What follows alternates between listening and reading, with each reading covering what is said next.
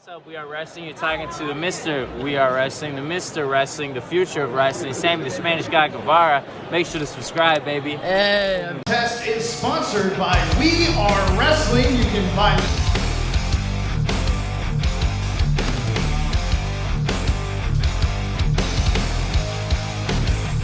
Make sure to subscribe, baby. What is up? We are Wrestling Maniacs out there worldwide. I'm the host, the best one, Donnie, here with... What's going on, everybody? Danny Huckins here, man. Donnie's co-host for the We Are Wrestling Talk Show. One of them, Ben, unfortunately cannot join us this week for this discussion. But don't worry, he'll be back next week. Donnie, what the hell are we going to be talking about today, man? So originally, we were going to do the Hardcore Championship topic this week, but we decided that we want to wait for Ben next week on the talk show to do that. So instead, today, we are going to be looking back at All Elite Wrestling 3 years later. So around this time in 2019, AEW put on their first pay-per-view event, not counting the All-In show, because that was before AEW got announced. Double or Nothing.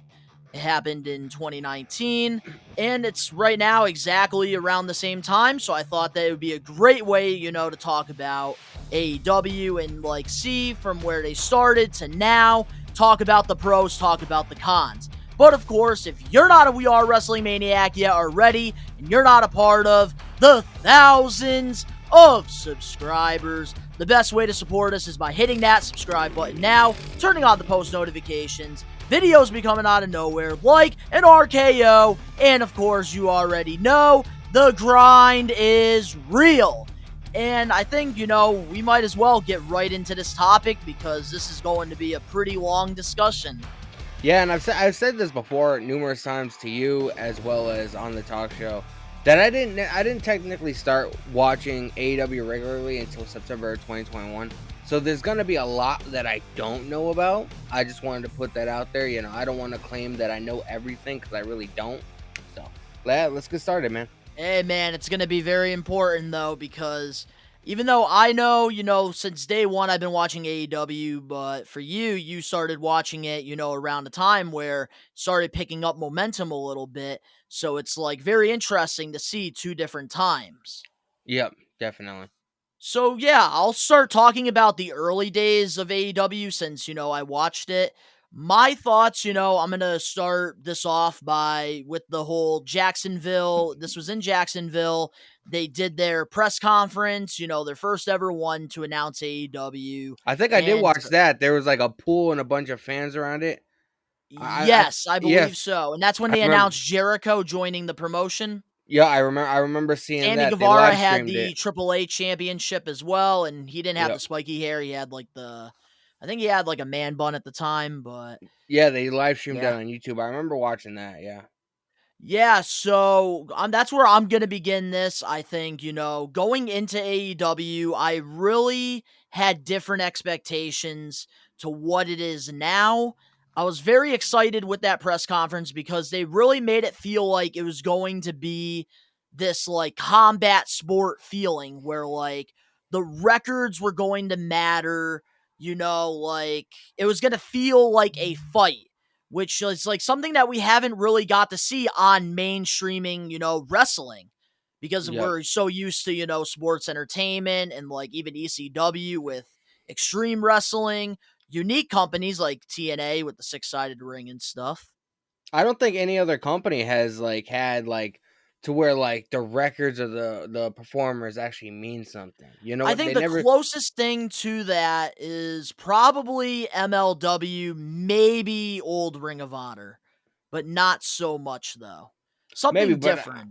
Maybe I've only seen a couple of episodes of MLW. Don't know much about it. And the Ring of Honor stuff, I hope that they come up with a streaming deal soon, man, because I would like to go back and revisit some of those old classics. I'm really hoping to see Ring of Honor get a really cool TV deal. I feel like that would be really good for them. But here's the thing. I feel going from the beginning of the press conference, I had, this very exciting feel, and I'm not going to lie. The first couple years of AEW for me was some of my favorite moments were made. And like, I really liked how it was, they had their own stars. The indie wrestlers mattered, which was a Hmm. big thing going into this press conference, because I remember, Joey Janela being there, but around the time Joey Janela had an injury, and that was like the big that was one of the announcements about the promotion, is that, even like being injured, you're still going to be able to get paid, which is something that you really don't get to see often in wrestling. Yeah, and I mean, the fact that there's another alternative outside of WWE. WWE, I feel like, is filled with a lot of politics. It's ever since they became a publicly traded company. There's so many people, involved, that they don't necessarily get the freedom that people in AEW get. And I feel like that's why a lot of performers gravitate towards AEW, because they're like, so I can be on national TV on Wednesday, but yeah, I can be in fucking Syracuse, New York, doing an independent show on fucking Friday. Like, I feel like a lot of wrestlers love that idea.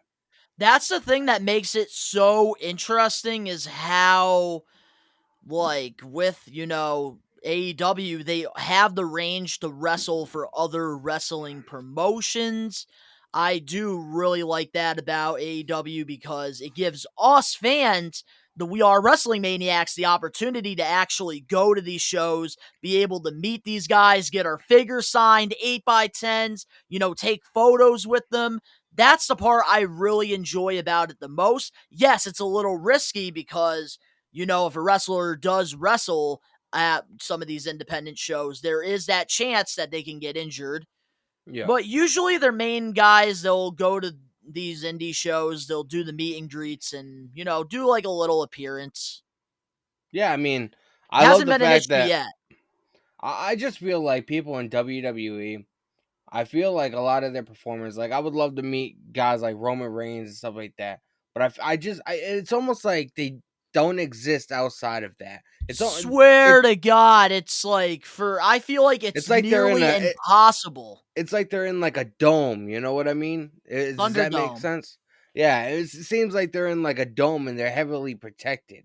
You know what I mean? That's the thing that's really annoying to me, because don't get me wrong, like, the live events are fun sometimes to go to, like, if you're looking for a night out, a cheap Hmm. night out.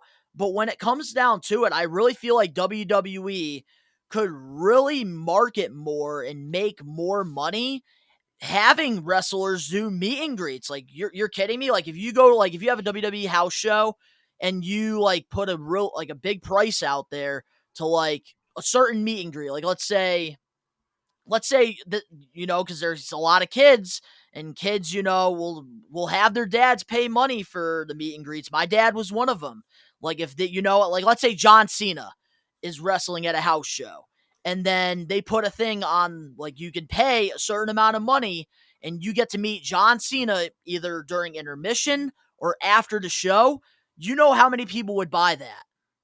Oh That yeah, would be a lot of freaking money. Plus, you not only WWE can, generate, money off of that, John Cena can get some of that money as well for, staying the extra time for that. yeah. I mean, WWE used to do that all the time. They would have, signings at malls and stuff like that. First time I met the Hardys was, I think, either 2000 or 2001, because they were filming SmackDown or something in Hartford, and they were fucking doing a signing on at Walmart up on Boston Road. And I then will tell, man, couple I'll years tell you later, this. Rey Mysterio was at the Eastfield Mall. Like they used to do. I don't know why they stopped, but Yeah, and let me tell you this, all right?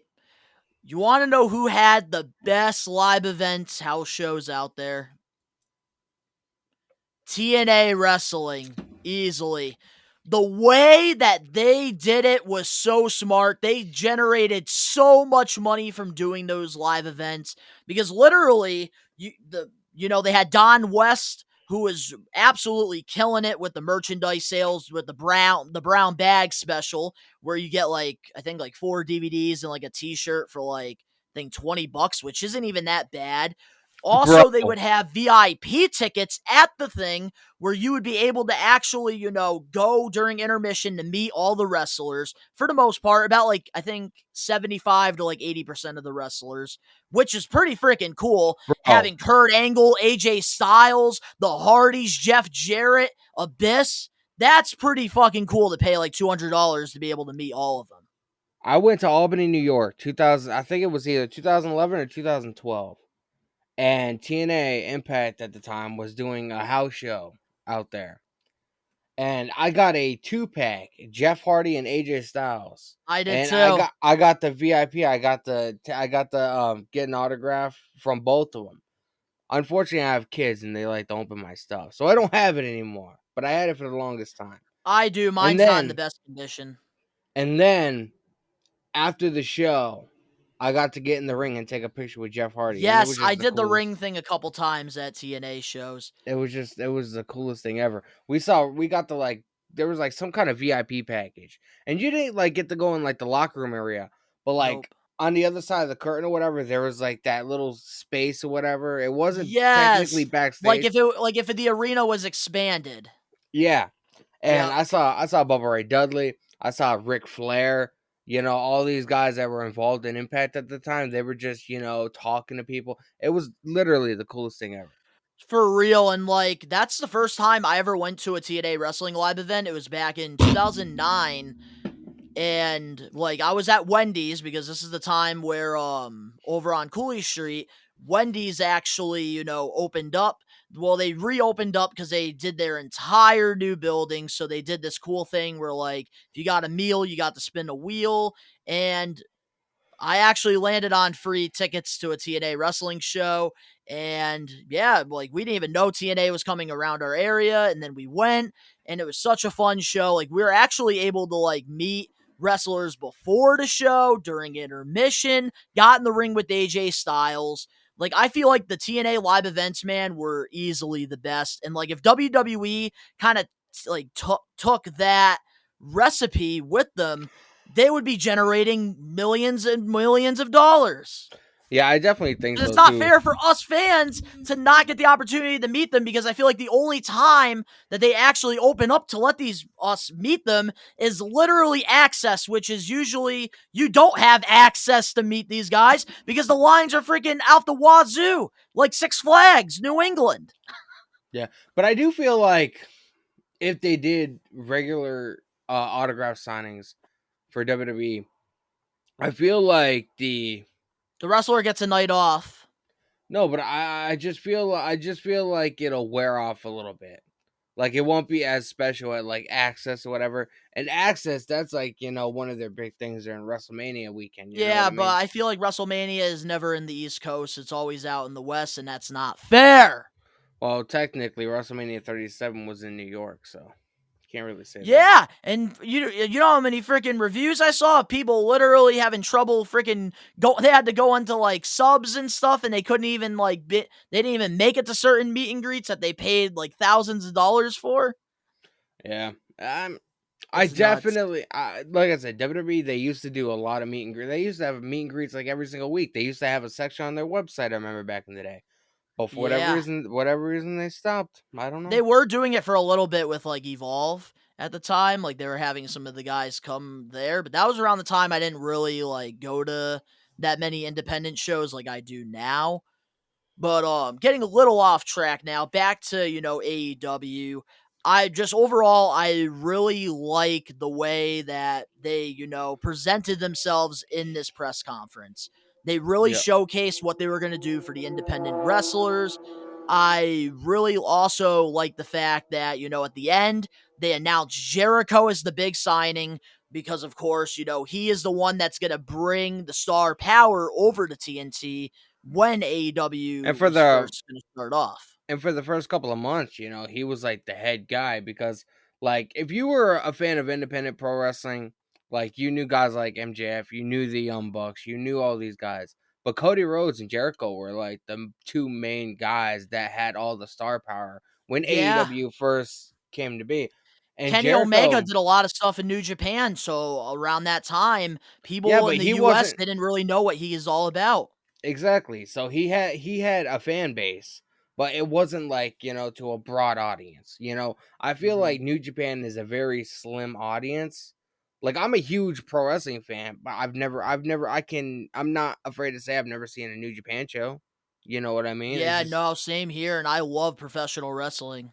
yeah, it's just but Jericho and Cody Rhodes, like the first 3 months, 4 months, like they made it their mission to build as Jericho said in an interview recently. He was like, the first 3 or 4 months, like I tried my hardest to build as many mainstream stars as I possibly could. And I And think, man, Jericho he put a killed lot it. he got his ass beat and put a lot of people over. And then when he became the fucking Le Champion, that Yep, was the a first that ever was AEW World Champion. Bro, that shit was fucking huge. And then he had the fucking the little bit of the bubbly, That the was awesome. painmaker. Come on, man. Yeah, I feel like, going into this, it was very, exciting. And then, they had their first Double or Nothing event, which was pretty cool. Isn't And that when Moxley then, debuted? The first Double or Nothing? Or was yes, that all in? Yeah. Moxley debuted that. I am gonna go check real quick just to make sure because I feel like I'm right here, but I just want to make sure. I remember there was a bunch of poker chips on the stage or whatever. Cause, bro, I periodically watch that. Yes, it was Double or Nothing, the first pay-per-view. I periodically watch that, dude, and the fucking crowd popped so fucking hard when Moxley came out, man. That was also, like, you see the way that they did it to build to TNT for Dynamite was absolutely amazing because, of course, they had the press conference to bring Jericho in and Pac, because around that time, Pac and Yeah, Hangman, they had a little bit of a exchange over like being first champion, which I believe at Double or Nothing, Pac was supposed to wrestle that, but he ended up like not being able to because of some like other obligations he had to do. yeah. But then you had Moxley at Double or Nothing, which was, I think, perfect because you're going on TNT and you know that these fans, they're going to tune in to Double or Nothing to see, okay, what is this new promotion all about? For people that, have, maybe lost their interest in the professional wrestling, or, just in I general, they wanted to have another show to watch. I will say, man, I love the fact that so many people knew who Moxley was because, like, everybody knew him as Dean Ambrose. He was Moxley on like the Indies and CCW and stuff like that. But he never had like John Moxley on like like a mainstream stage. You know what I mean? So the fact Mhm. that everybody was like, "Oh shit, this is like John Moxley," like shit's about to pick up. Like I'm honestly shocked that many people Hey, knew you who want to know Moxley why? was.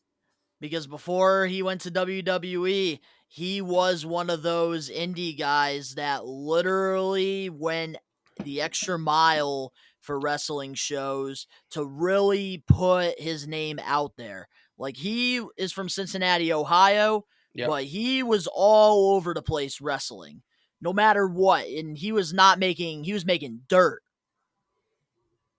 I'm kind of upset I wasn't going to indie shows back then, man, Me too, man. because I mean we could have met so many fucking people that were probably WWE champions and stuff like Seth that. Rollins, Seth Rollins, Johnny Gargano, Tommaso Ciampa. Tyler Blacks, Kevin Steen, El Generico. Mm-hmm. It would have been nuts. So many. I Tommy heard about End. I heard about Kevin Steen or Kevin Owens before he became in WWE because on I think it was Ring of Honor he had a feud with Mhm. Matt Hardy and Matt Hardy would talk shit about him on fucking Twitter like trying to like revamp their feud or whatever. I remember that so vaguely back in the day. Man, Kevin Owens, Kevin Steen, man, he's one of the best workers out there. So underrated. But like when it comes down to it, like Double or Nothing, I felt like it was a great first pay-per-view for them. I really don't understand why they broke up SCU because they were very, SCU very, is very Scorpio over. Sky and Frankie Kazarian, right? And Christopher Daniels. Yeah, Christopher But Daniels. they were A so fallen angel. over. Like, they came out, like, at Double or Nothing, and they did their little catchphrase that, like, because they created this group in Ring of Honor, but, like, this crowd, they were into it. Like, you had Yeah. them saying, like, they did their little quote, like, "This is the worst town I've ever been to." And the crowd just knew everything they were saying. It was beautiful, executed perfectly. Yeah, I mean, I don't know much about SU, but I like the position that Scorpio Sky's in now. Yes, You know I what I do mean? like that as well, but I wish that they would do a little bit more with Daniels and Kazarian, which they are doing a little bit more with Kazarian, which I am liking. He is getting a little bit more TV time. Isn't Kazarian supposed to be facing Scorpio Sky, or was that last week? I can't remember. He was supposed to Yeah, he's face him for supposed to the fight Scorpio Skies, I for, believe, for the TNT title for the on Rampage. championship. He's next, I believe, for the title. And then I really liked as well, because Double or Nothing wasn't just the only event that they had before, this first ever episode of Dynamite. They had I believe it was called Fighter Fest. That was Hmm. like they do a cool little event there, has a really good cause, and that is where, Joey Janela fought, I believe it was Kenny Omega. I just Is it want to double check it. is it Fighter Fest kind of like AEW's version of like WWE Access? To I where they think have like so. they have some matches and they have meet and greets and they have, I can't remember. I think it is.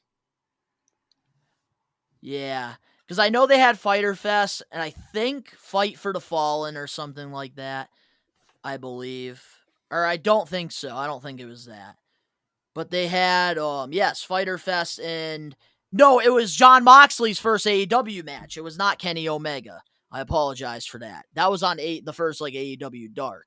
So Mm. they had this really unsanctioned, really cool unsanctioned match with Janela and Moxley, and those two, they absolutely killed it in this match. And like they were really showcasing their talents. I believe that's when Darby Allin fought Cody as well for the very first time as well. And just overall, like, it was a great way, they're showing their talent that they have, like MJF and stuff. And like I felt like these pay-per-views leading to the tapings, the first ever Dynamite tapings, was a great way to set the company off so that when you go to watch the first episode of Dynamite, you know who Joey Janela is, you know who MJF is, and you know who Sammy Guevara is. Yep. Sammy Guevara, he was a vlogger before he was a pro wrestler, I think. And like I didn't know much about him, and then I saw him in the ring, and I was like, this kid has something. The Like for first being ever so match in young, AEW history was Sammy Guevara versus Kip. like Sammy Guevara, like Super people bad. can call him a douchebag and say that they don't like him, this and that. But I mean, that just means he's doing his job. He's technically a heel. And when He's he's a just heel, he's one of the best. he's fucking phenomenal, and he knows that people don't like him and Tay Conti on screen together. And trust me, they make it a point to be like, we don't give a fuck, man. And And I feel I like, like it. I'm one of them that actually really likes it because this is real heat. yeah, And this is something that like you don't really get nowadays in wrestling. Like I feel like the last time we've gotten one of these was back with the whole Matt Hardy versus Edge thing, with the whole Lita situation. yeah. And another person on the AEW roster that I feel like definitely made a name for himself, and nobody can deny this, man. And Darby Allin, that kid. I mean, he went from being a nobody to being one of the biggest names in the entire fucking company. Like, even if you don't watch AEW on a regular basis, you know who the fuck Darby Allin is.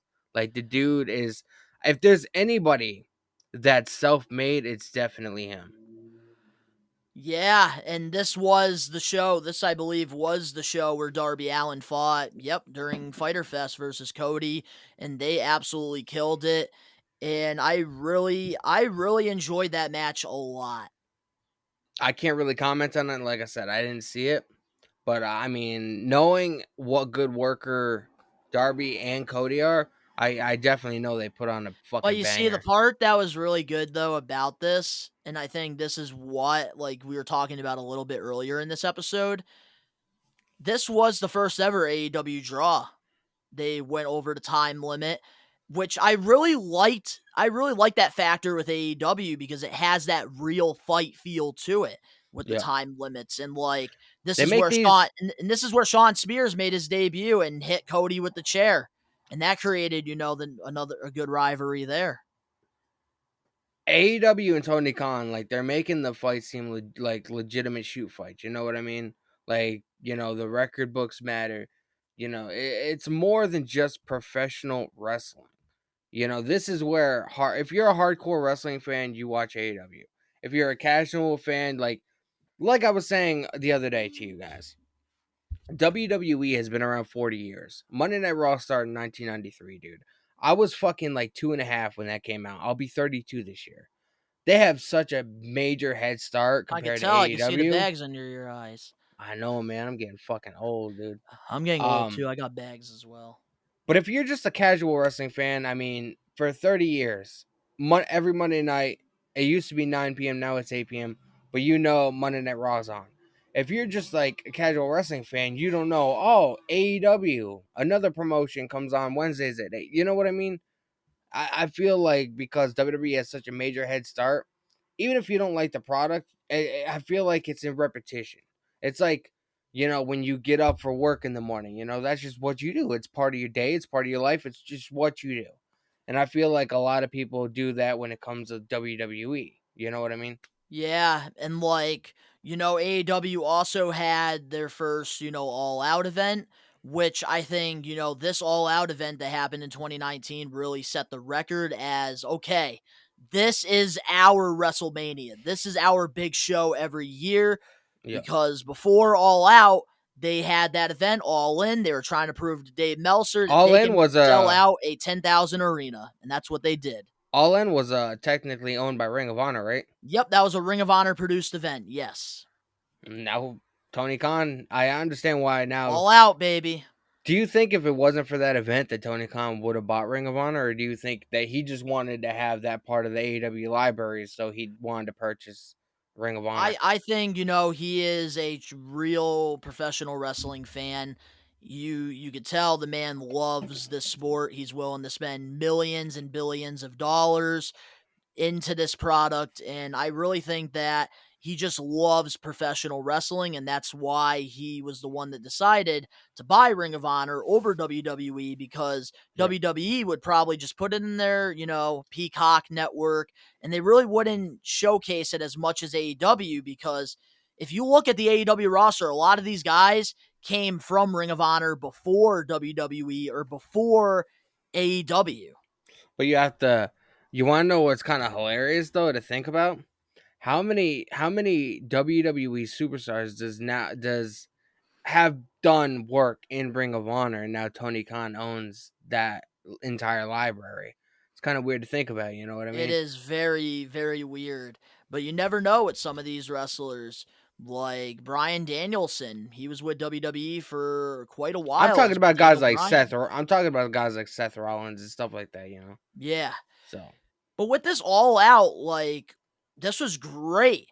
They had just a great match card to really get these fans excited, really generate that audience to really be excited about this new upcoming promotion. And I really think All Out really did that, because it set the tone for the first ever Dynamite. They had, Kenny Omega fight Pac, which was a great match. Also, they had a great triple threat match with Darby Allin, Joey Janela, and Jimmy Havoc. This hardcore match, which, was really a cool way to showcase all three of them, which Jimmy Havoc is a guy that was a part of the roster. He was he like got a deathmatch wrestler. he was like one of the only dudes that Tony Khan actually released. Something I can't He remember what released happened, him. but He released him because of the whole speaking out allegations. There's a lot of things against him, so he Mm. kind of got canceled in the wrestling community. But besides that, they had a great triple threat match. Then, of course, one of the best tag team ladder matches I've ever seen with Young Bucks and Lucha Bros. That was a great freaking match. And then, of course, the finals for the World Championship to crown our first champion with Jericho and Hangman. I don't care what anybody says, man, about this, and don't at me, don't write me on social media, don't be talking shit. But I will say, no, I've never seen a better tag team match than I saw Lucha Brothers versus the Young Bucks in a cage. I believe it was All Out this past year.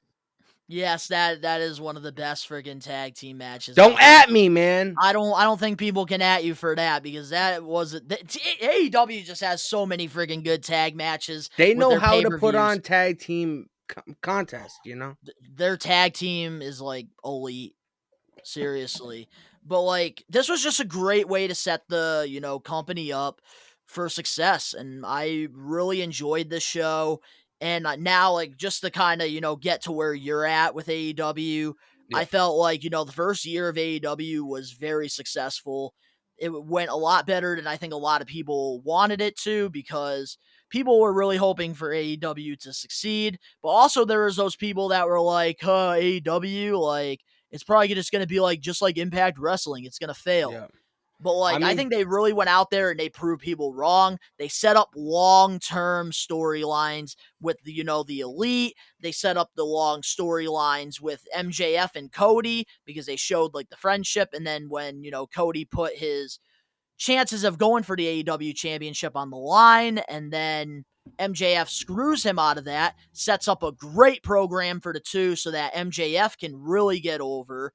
They eventually, announced the TNT championship as well, which, we got to see, Brody Lee do some awesome things. Literally turned one of the worst factions I've ever seen. Because with the Dark Order, oh my God, if you first started watching AEW, you would have lost your shit. Because for me, that was me. When I was watching AEW and they would put on Dark Order, yeah. I would just watch NXT over that. That was the only time I flipped the station. But then when Brody Lee came in as the Exalted One, it brought light to this group. Rest in He peace. made everybody in that group relevant and made it very entertaining and made them a legit threat, which I really liked. Just in general, the way that they were building their stars was great. Like Darby Allin, he was doing some great Who knew things. fucking Luke Harper had fucking mic skills, man? Who knew that he would fucking look fancy in a fucking suit? The vignettes that he did with the Dark Order when he first came, like it was kind of like that Vince McMahon character, which was so cool. It was like there was comedy in there, but still that serious side of it, which I really liked, and why I think nowadays the Dark Order is not working as much as it was, because before with Brody Lee, they had that balance because Brody was a bad guy. But Yeah. now they're just a bunch of goofs that are on the group. Like I So said, they're man. not they're just a comedy act. Like I said, man. I feel like the Dark Order. Like I feel like it almost died with Brody Lee. Like they just could not recover from that. And I feel like Brody Lee, like you said, there was a great balance there. And I just feel like, especially now that they don't technically have a leader, Brody Lee passed away or whatever. I have speculated a couple months ago about possibly bringing Bray Wyatt in, but I have since heard that he's possibly going to be going back to WWE. I have no I idea feel about like that. it's for Bray Wyatt, it's WWE or what he's doing now. I just don't see Tony Khan like I don't see it. the dude has money, obviously, because I mean he wouldn't be able to do half the shit that he He just does. doesn't fit what AEW is looking for. Not necessarily that. I would have loved to see how creative he could have got with AEW because, to get that like creativity out there, you could be a lot more you're in charge of your own character and who you are pretty much and what you Mhm. display in front of the camera and in front of the audience when it comes to AEW. I feel like it's too manufactured in WWE. But I do feel like Bray Wyatt, the way he got fired, the way he left, I feel like he has unfinished business there. Now that's not saying that we'll never see him in AEW, because there's always going to be that possibility. I have a feeling that AEW is going to be a lot different than TNA. TNA has never sold out massive amounts, massive arenas. You know what I mean? Yeah. They've never really worked with any other company to They an did for a extent. little bit in 2007 with New Japan, but that was about it. Yeah, but I mean, we saw how well that went. And I just feel like Impact's management is not like Tony Khan. They don't really give a shit about the wrestling business. They give a shit about the revenue, and that's about it. Dexicata. Exactly. Um, I forgot where I was going with this. Yeah, so let me, get back into the first Dynamite. Like something I really enjoyed. we gotta talk about the Cody and MJF feud. Oh, we will. So, getting like with the first episode of Dynamite, the first match of the the series premiere of Dynamite. It was Sammy Guevara versus Cody. And going into this, I was like, why is Sammy Guevara opening against Cody? Because there was Yeah. really, for me, not that much momentum with Sammy Guevara around the time, but it all made sense why they did it, because towards the end of the first episode of Dynamite, that is where the Inner Circle made their debut. And Sammy Guevara joined Jericho's group. And that is when Jake Hager was the surprise on TV, which we've seen how that is gone. He's literally was here when he first made his debut, and now he is, I don't even know. I can't even see him on the ground. Yeah, I And it actually sucks did. because I love Jake Hager. I don't remember the match card, but I did watch the very first episode of Dynamite. It was in Washington D.C. And I believe, if I remember correctly, Kevin Smith and Jason Mewes, who are two of my favorite actors and podcasters, were actually in the audience, and they got interviewed at one point by Chris Van Vliet. Um, I mean that episode was game changing, because that was like, it was the first one or whatever. It was the first thing like people really saw outside of Double or Nothing, Fighter Fest, and all that. So this was the peak. You know what I mean? I People agree. were wondering like what Dynamite was gonna be like, and this first episode, I feel like it couldn't have gone any better than it did. Yeah, for real. And like something that I want to talk about as well that I really miss with AEW Dynamite shows, I miss the light and the crowd. You can see the crowd. I really felt like I was there when you would be able to see the crowd. And I know a lot of AEW fans are very frustrated about that because now, like, they darken the crowd and it's like it had They that pop. Like if you watched NXT, the NXT versus AEW thing, and you watched the two products, AEW, your eyes were glued like a fucking rainbow. But then with NXT, it was darker than like the Undertaker's freaking tombstone or something. Yeah. I do know that they fixed that situation. So I guess a fan tweeted at Tony Khan and told him to fix the lights, and he actually did. I I, haven't seen it it was really. I think it was last week they brightened the crowd up a lot because a lot of people were talking about it. So I feel like maybe they go in that direction. I feel like Tony Khan is very easy to person to When it get a comes to hold of. when it So comes to the recipe of success, they just got to go back to that first episode of Dynamite because it couldn't have gone any better the way that they started the show to the way it finished. and because that was their first one, you know how easy it would have been for it to fucking fail. Exactly, but it went perfect. That's the thing. Like the way that it was presented was freaking, I cannot think of another company out there that can do that. I know. Seriously, the first Raw, it had a good presentation to it, but not like the first episode of Dynamite. Yeah, it was the first Raw was in that wasn't the ECW arena in New York? I can't remember like the That actual name of the was venue of it, but Manhattan. the Manhattan. Manhattan Center, yeah. That was the way that they did Raw there for the first like 6 years, I think. Yeah. Um When but it comes down to it, I also really liked how AEW, with the pay-per-views, they didn't shove them in our faces. I really like how you get the four pay-per-views a year, with it being Full Gear in November. In February, you get Revolution, which I love Revolution. Then mhm. in May, you get Double or Nothing. And then in August, you get your biggest show, All Out. And then throughout the year, this is the thing I really like as well, because of course, they had the war against NXT, and I think, they both were doing this. I think, NXT kind of, AEW smashed NXT, and I hate to but say it because it was black and gold, but NXT took the same recipe as AEW when it came to doing specials, because the specials would generate, new viewers into the show, because they would be like, okay, would I rather watch maybe an in your house NXT or just a regular episode of Dynamite?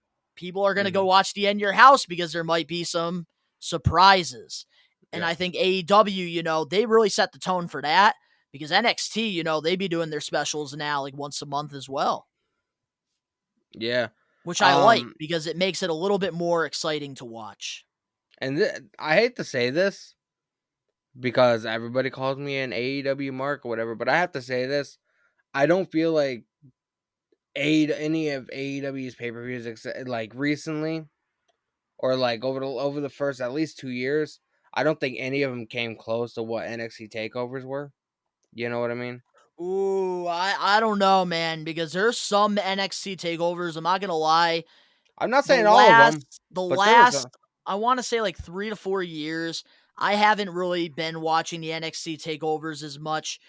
I think as soon as the Four Horsewomen, I think moved on, Ricochet, and Aleister Black versus Viking Raiders. I think it was like when Takeover New Bobby Roode York. left as well. Like that's like kind of when I stopped really watching the takeovers because it became a little bit too much and it kind of took that nostalgia feeling away from me. It Yeah, felt like they were just trying to shove it in our faces compared to before, where they really would set the matches up. yeah, I get where you're coming from. I just enjoyed them more, but also like back then I wasn't like a crazed AEW mark like I am today. I just admit it. Yes, I'm an AEW mark. And Not that's really. okay, Danny. I like my wrestling to feel legitimate. You know what I mean? I feel like I've said this and I mean it wholeheartedly. AEW's for adults, WWE's for children, and that's just the way it is. Well, if you watch the beginning of the show, it tells you that. You go to WWE, it shows PG. If you go to AEW, it shows TV 14. TV 14. And that's why I have been saying for the last couple of weeks, I have no idea how MJF is going to fit on a WWE product. Oh, we're going to get into that like towards, the end of the talk show because of course that's like the biggest thing going on right now in AEW with lots of reports coming out about that. But right now, but I've heard everybody saying that it's a work and that MJF is just cuz he's in character all the time. It's just him adding to his character whatever to get heat. Him pretty much being like, fuck you, AEW. I don't know. There are reports. There's more reports out there that I will get into later on in the talk show. But when it comes down to it, I just want to say, like, the first couple years for AEW for me, I fucking loved it. It was so good. And I think the reason why I really liked it was because, yes, you had some, like, talent like Jericho and Cody and, like, Sean Spears, who was being used really well, and like Lance Archer, and like you had these guys that were absolutely incredible and being used very properly because they had the balance of their homegrown talent, like Private Party, MJF, Darby Allin, Sammy Guevara, Jungle Boy, Luchasaurus, all these guys that AEW, gave them a platform and they have, went to the moon. And it had really had that balance, but now with all these former WWE Was that a Cameron signings, Grimes reference? yes, it was. To the moon. Kiss my grits. But when it comes down to it, like, I feel like in general, it's like with all these signings, it's cool. It's, fun for a little bit, but then it really becomes a little bit more repetitive. Like right now, we're recording this before the AEW Dynamite episode tonight, where they're going to be announcing. Let us know in the comment section below before the show comes on. Men and the women. Yeah, let us know who you guys think is going to be the Jokers, man. Well, they already know by now.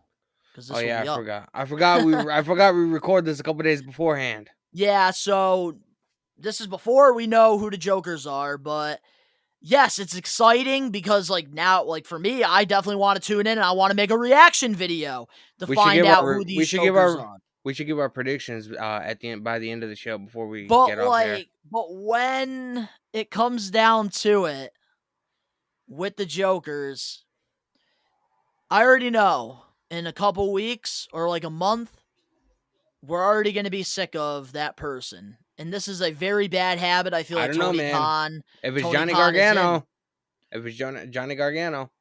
I'm a huge Johnny mark. I love Johnny Takeover, but when it comes down to it, I'm just saying, like, it is becoming a little bit repetitive that they keep signing these WWE guys, because I feel like the more they're doing it, the more their original wrestlers like Darby Allin, Sammy Guevara, MJF, Jungle Boy, they're starting to, go a little bit spiral. Here's your homework assignment to everybody that's watching this. And obviously, like I said, we're recording this on Wednesday. It'll be released Friday or Saturday, whenever Donnie just, Donnie's not that fast when it comes to editing. I like to Like, take my time. Perfection!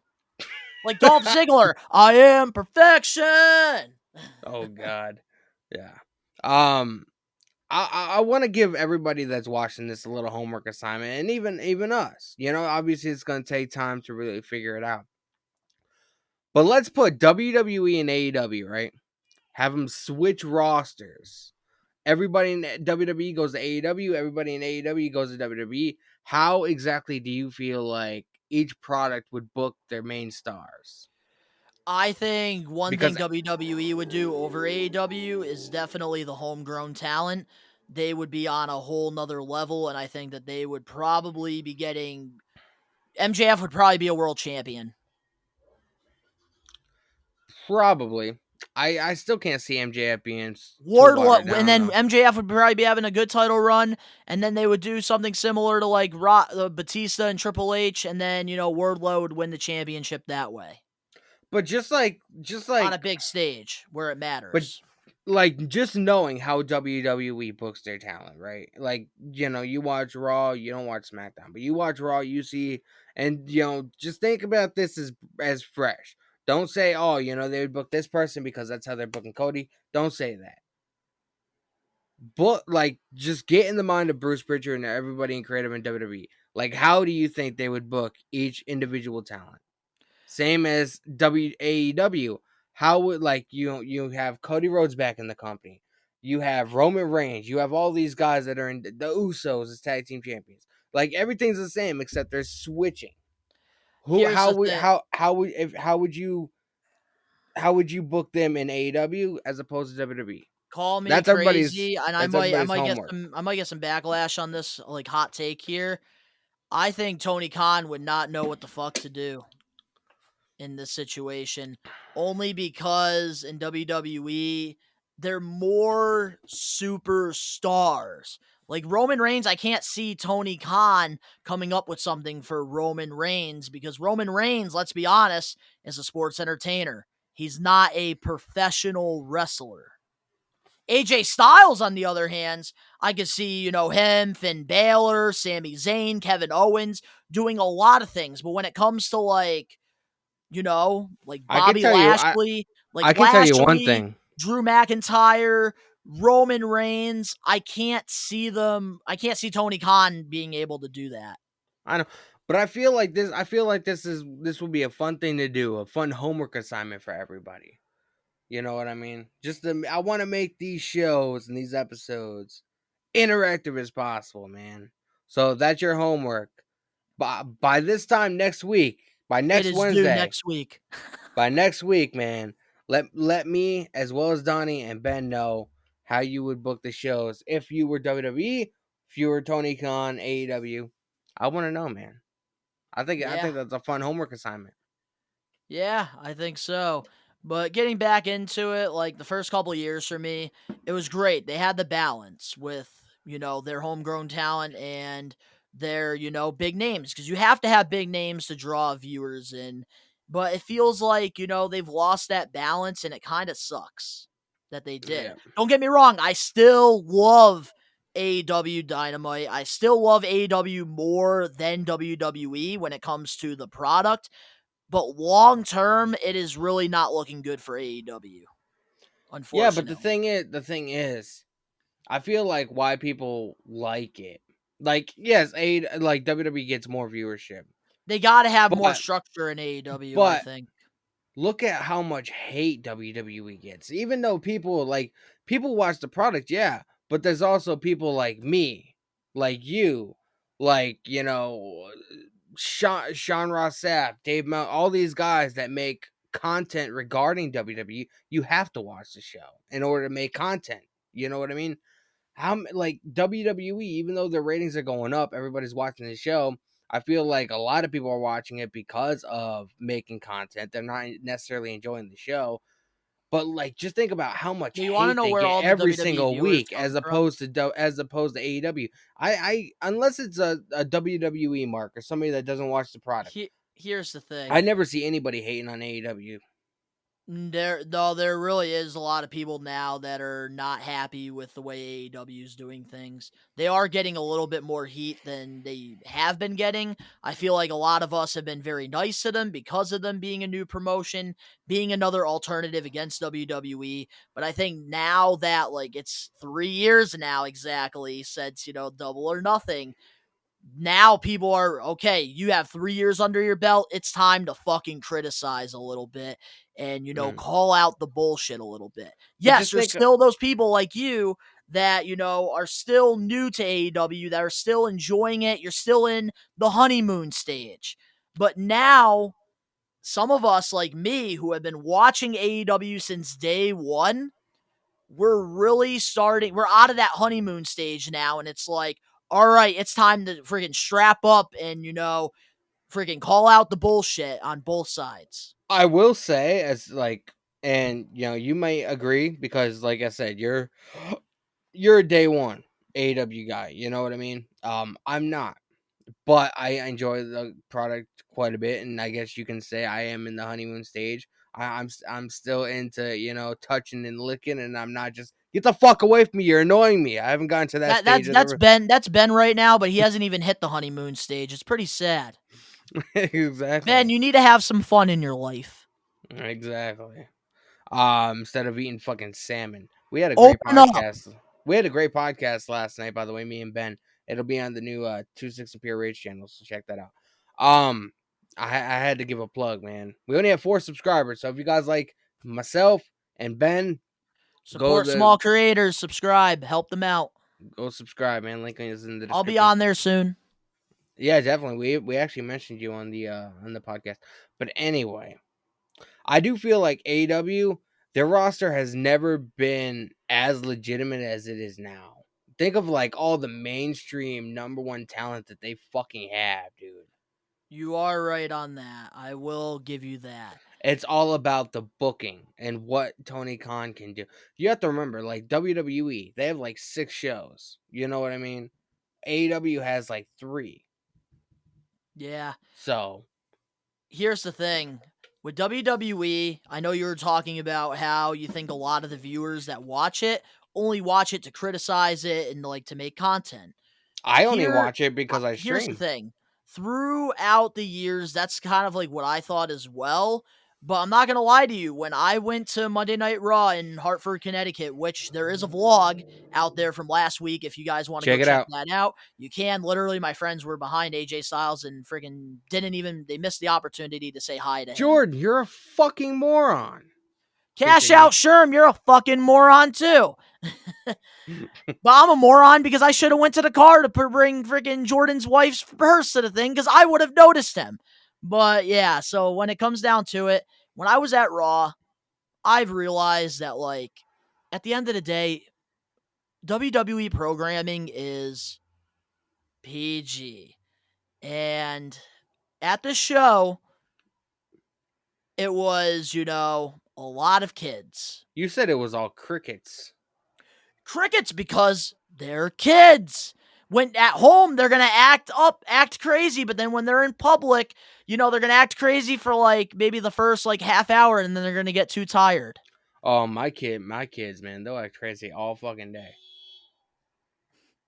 Yeah, so like when it comes down to it, like, yeah, there's a bunch of crickets, but like the kids, there's a lot of kids in the arena that, were enjoying the show, but like kids can't make a chant.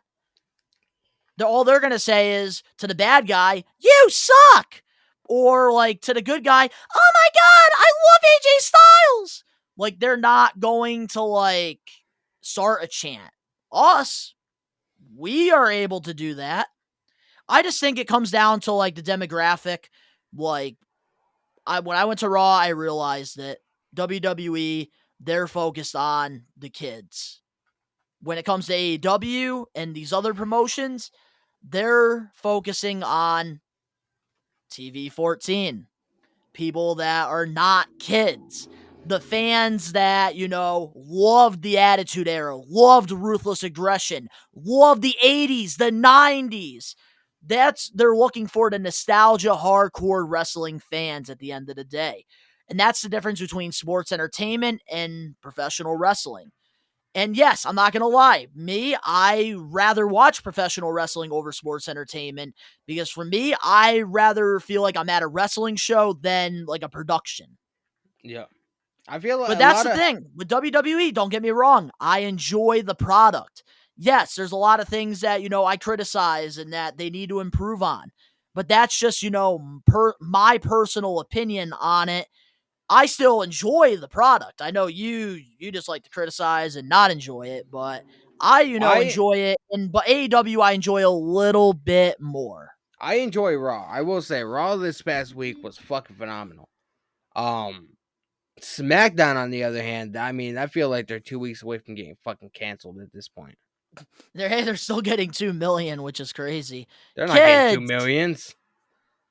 I think they got like 1.4 last week or something like that. They got some kind of ridiculous fucking really low. I know Raw got like 1.7. Yeah, Raw's SmackDown I think is in 2 million because they're on Fox. I don't think so. I don't understand. SmackDown is just fucking atrocious, dude. Yeah. I just think, like when it comes down to it, with AEW now, yes, they have more legit stars. I absolutely agree with you on that. But when it comes down to it, they got to find that balance because I think having your former NXT guys that were your competition be some of your original guys all the time, it gets a little repetitive. It gets a little old. Yeah. And these title reigns, like, don't get me wrong, I like long title runs, but some of these runs have to end. Like, it gets a little bit repetitive. Like, for me, like, I love Jurassic Express. I love Jungle Boy, Luchasaurus, but it's time they drop the fucking titles. I want to see Red Dragons win the tag titles. Jurassic Express, they had a good title run. They won the titles back in December. They did pretty good so far. But I do definitely think I think Jurassic Express just needs to disband. I feel like they don't. They don't have to yet. I feel like Luchasaurus would be better on his own as opposed to just, being with Jungle Boy. Here's the thing, like for me, a part of me, like there's potential there for a little bit, but like let's think about after Jungle Boy and Luchasaurus's feud. Yeah. What is that going to do for both talent moving long term? In my opinion, I feel like what's going to happen is it's going to be pretty much like Lance Archer with Luchasaurus. Lance Archer, came into AEW as one of their top guys. Like he had a mega push. He was in the finals for the first ever TNT Championship match against Cody. And then after that, it's been, just him. Like, yes, he gets his TV matches, he gets his moments, but when the hell has Lance Archer ever won one of those situations? I feel like that's what's going to happen with Luchasaurus is that, yes, at first he's going to get that momentum, he's going to get that push, but then he's just going to be that guy that like they're going to put in front of, a babyface champion and that the babyface is going to win. Could you imagine? It's mediocre booking. Do you think that this would ever be a possibility? Having Jake take on Luchasaurus and having Luchasaurus team up with Lance Archer? That would be a pretty good tag team, I think. Luchasaurus and Archer, that would make a pretty good tag team. I agree with you. But here's the thing with Jurassic Express. They're over, and that's why, like, the best thing that they could do is by dropping those titles before they lose all that momentum to where they have to break up like SCU did. I feel like Jurassic Express is like AEW's like PG. That's like their PG stars. And like I don't like the Christian pairing as well. I hate that. Christian, they've been hinting at it for the past couple of weeks that he was going to turn on them. Or at least they've been fumbling Christian Cage, and it makes me so sad. Remember when he came in and he had the gimmick of I outwork everyone, and then he got Yeah, fucking blown up in his and first match. now literally he's replacing Marco Stunt now as like the mascot, which is pretty fucking sad for a Hall of Fame guy like Christian Cage Bro, that to was be like, doing. I'm glad Christian's in AEW. I would have actually loved to Nope. see him in I wish he was in WWE with WWE right now. Judgment Day. But could you Yeah, imagine Edge and Christian, in Judgment Day, like that? Having Christian be a part of that. Um, it's but so I sad what they're doing with him. but I feel like Christian's debut in AEW was the most disappointing debut on the fucking planet, dude. Because they talked about this man like he was like the fucking Michael Jordan of wrestling or something. Yeah, Remember, they and overhyped the fuck out fumbled of him. it. Remember Yeah. that? And I am just like, damn, I wish he was back in Impact already because he was so fucking good. And I probably would get Impact Plus for Christian Cage, let alone. I I probably wouldn't. would. Impact has great stars and They need they a have star. great potential, but they need new management, man. Their management absolutely fucking sucks. I agree on that statement. But when it comes down to it, I say, let's get into the contracts because of course Tony Khan, I think that this will be a great segment here because AEW loves to sign new talent. They love to give out these fat contracts to some of these guys. And I really think that this would be a cool little segment here on the We Are Wrestling Talk show. Since we're talking about AEW 3 years later, Yep. let's go over some of these guys and their contracts and say, was it a good signing or was it a fumble? All right, I'll let you start. Okay, so I'm not even going to look. We're going to just, speculate here because from what I know certain ones that have pretty fat contracts here. The first one that we can start off with, because I'm going to go with more former WWE guys, Chris Jericho will be the first one.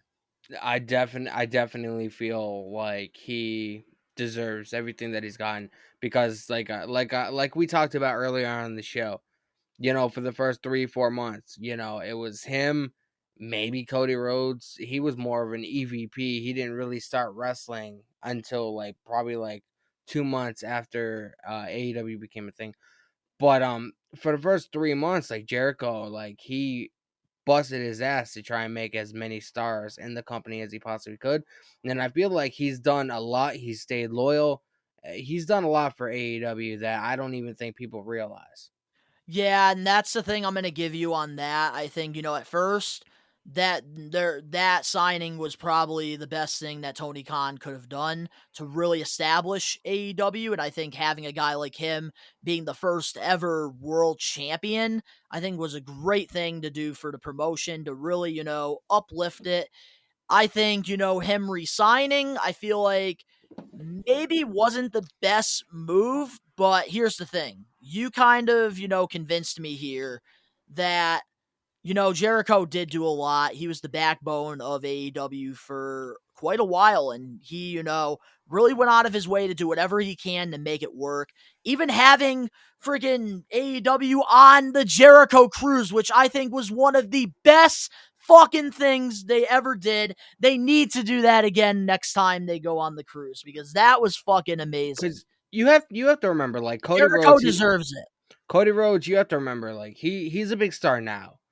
But before AEW, like the last thing that he did was Stardust. He wasn't like at the level he is Mhm. now, as So are far we are as we talking about Cody Rhodes now? no. Next? But I'm just saying because we were talking about how Jericho, he busted his ass to try and make stars or whatever. Cody Rhodes wasn't necessarily a star when AEW first Mm, started. You know what I yeah, mean? no, Cody was a star. Because the thing Not is, necessarily. no, He because here's the he thing. was Stardust, and then AEW is about the hardcore fans, and every hardcore fan that tuned into I'm AEW talking for the about most on the part. level. I'm talking about on the level of Chris Jericho. I'm not saying he wasn't a big star. I'm saying on the level Chris Jericho was. Yeah, but Cody was drawing in a lot of people, man, because around that time, you have to realize when he left WWE, he was one of those guys that really set the bar for people to, succeed outside of WWE. Because what this man did, with Ring of Honor, Bullet Club, the American Nightmare character, like starting off in AEW, man, Cody was freaking one of the top faces over there. But then, of course, the more people came into AEW, the more Cody kind of faded out a little bit. Yeah. And people were starting to kind of see what was happening, because for Cody, when it came to booking, don't get me wrong, he did a really good job when it came to other talent. But when it came to Cody Rhodes, that's where he struggled a little bit, because he's a very selfless person. He's not going to put himself before, let's say, MJF or, somebody that, needs it. Like, look at, that's why he had that horrible match with freaking Anthony Ogogo. He was trying to put this freaking horrible wrestler that knew nothing over, because Bro, he thought that it was he's best been wrestling for business. he's been wrestling on Dark now, so Anthony Ogogo still back around, man. It's fucking Yeah, but horrible. here's the thing. When it comes down to it, that's why I think Cody kind of fumbled a little bit, because he was a little bit too selfless in his AEW run. But I think he was definitely worth every bit of friggin' sense he got in that contract. Oh, I think he is too. I'm just saying, Cody Rhodes, since he became the American Nightmare, he's definitely achieved Hall of Fame status in a way. But I never used to see Cody Rhodes on the same level, especially when AEW first started. I've never seen him on the same level as Chris Jericho. Chris Jericho was just a That's the massive thing, star. and that's the thing, man. Like, unfortunately for you, I get where you're coming from, but you came at a time watching AEW when Cody fans were pissed off about it. It was becoming repetitive because of him being so selfless, and then like when he would be selfish and get the win, people would be like, "What the fuck? Not this guy. The next guy. It should have been this guy, not that guy." But Yep. here's the thing. If you watched it from day one, like before, all the fans' criticism and stuff, because that was like the first real criticism with AEW besides Dark Order, you would Yep. probably, really see that star in Cody. But of course, I'll around give that you that time, one. you would watch WWE. But now moving on to the next one, Pac.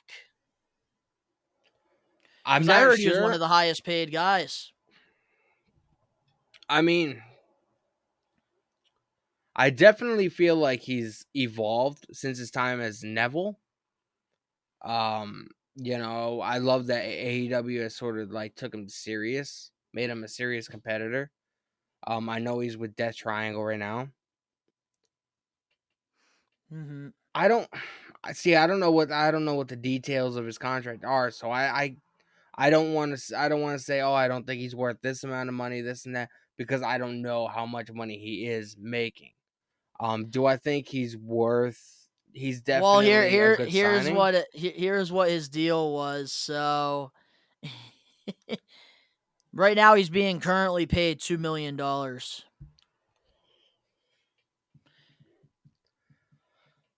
I don't think he's worth that much.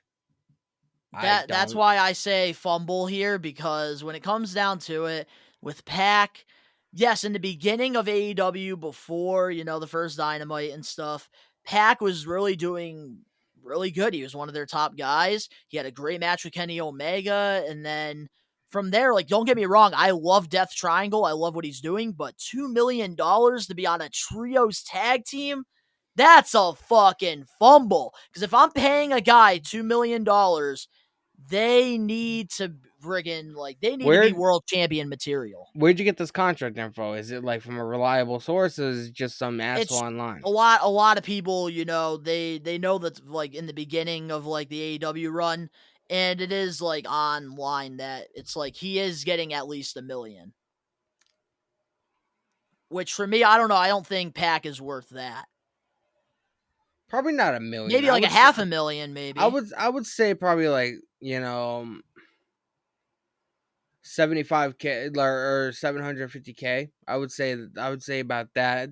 I mean, because the dude is fucking insanely talented, insanely Yeah, gifted. but with the money he's getting paid, man, I feel like he's just not worth it. I don't know, man. So now, That's one that I'm just not sure of. yeah, so we'll do a couple more of these guys with the, fumble or, good. The next one, Jon Moxley. How much is he getting? How much is he? I'll look it up right now because I know Moxley is getting paid a lot. But, He better be making more than Pac.